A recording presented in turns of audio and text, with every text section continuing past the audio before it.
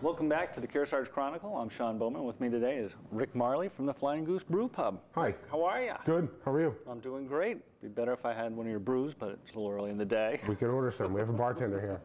I know, my natural environment here. No. So you guys make your own, you have your own little microbrewery here. We do. It's downstairs. We're one of the few breweries that don't have our brewery behind a glass, what we like to call fish bowls as brewers, where people can see it. It's down in the cellar. I like to call it the hole. Yeah, and we have a 7-barrel brew pub. We brew all our own beers here on premise, and that's the way it is. How much beer do you produce, say? Well, it depends. Depends on the time of year. Summer can be real busy. I can go 2-3 batches a week. We don't do any production brewing, so we don't really have, we have a few accounts, but not anything like, some of the other guys in the state, that also brew for bottles or brew for, tons of accounts. We're mostly in-house, so our brewing is, mostly consumed here. Our beers are mostly consumed here, so we brew a lot less than you would think, even though we're busy. Like I said, in the summer, 2-3 times a week. Right now we're brewing once a week, maybe. Yep. The winter, about 2 times a week. So, depends on the traffic. Yeah. Well, last year was our busiest year, and we only brewed, I think, 70 batches total. What do you get out of a batch? 7 barrels or so, between 6 and 7. Oh, so that's that doesn't help you much. No. So how many bottles is that? 31 gallons in a barrel, so somewhere between 290 or 190 and 217. Okay, so it's in that range, yeah. It's respectable. Yeah. As far as variety goes, how many do you have? 16.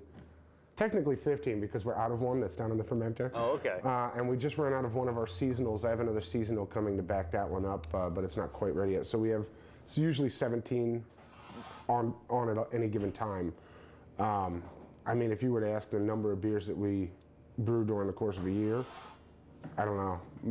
My boss is pretty cool. He lets me do whatever I want. So, I mean, this year I think we brewed probably 50 different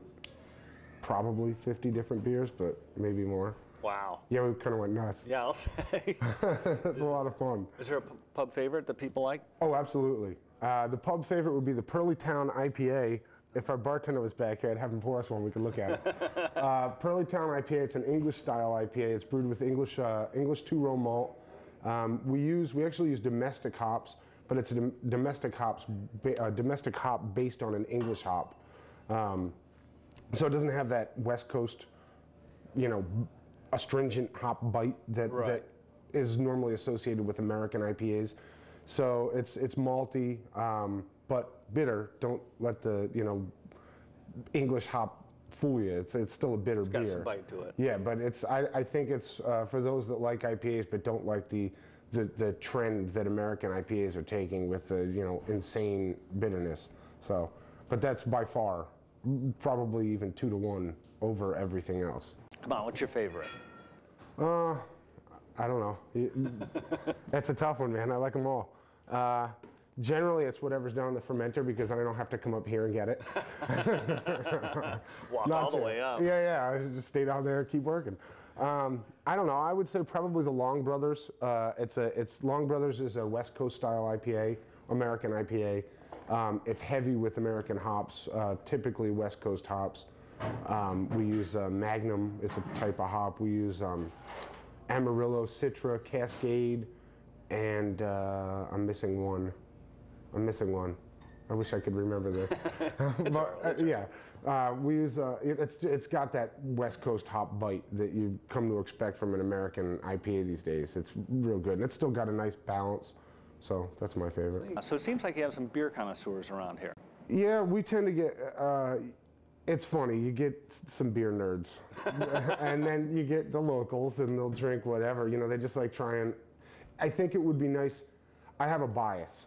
I go to a lot of breweries. I'm a big fan of brewed, craft brewed beer. I go to a ton of breweries. And anytime I travel somewhere, I make it a point to stop at some breweries on the way, or once I get there. So I have a bias. It's hard to say. I would think that as a local who's not, crazy about craft beer, it would be neat to have a bar, a brewery right there where you could try things, even if you're not the kind of person that's going to go search out at the local beer store, search out, crazy beer X and, you know, taste it with 12 of your friends. It would still be a neat thing to come to a, you know, a local craft brewery and have, you know, be given some sort of free education on, you know, beer and what it should taste like. And so I think we tend to get a lot of that. You know, then we also get the guys that come in and drink Budweiser in bottles, Yep. which is fine. I mean, it's, you know, it's business, and hopefully we'll be able to switch them over at some point. Come to the dark side. Yeah. And they can and they can get a jug to go, can't they? Yeah, we sell growlers here, and the growlers are half-gallon jugs. You want to show us one of those, buddies? Those are terrific. Half-gallon jugs. I think they hold, you know, like 5.5 pints of beer. They're called growlers, 64 ounces. They're pretty sweet. People seem to like them. I think we charge $15 total with the $3 deposit. And that's, you know, usually people come in and try a couple beers and then settle on one that they want to bring home, and take it from there. we get a lot of those for Thanksgiving. Yep, Christmas. We sell so many of those during Thanksgiving. It's ridiculous. Well, they're, I think I'll be going home with one of those today. Yeah? Good enough. Maybe we'll hook you up. Well, We allowed to do that on film? all right. Once again, something wonderful is happening in the Kearsarge Valley. Back to you.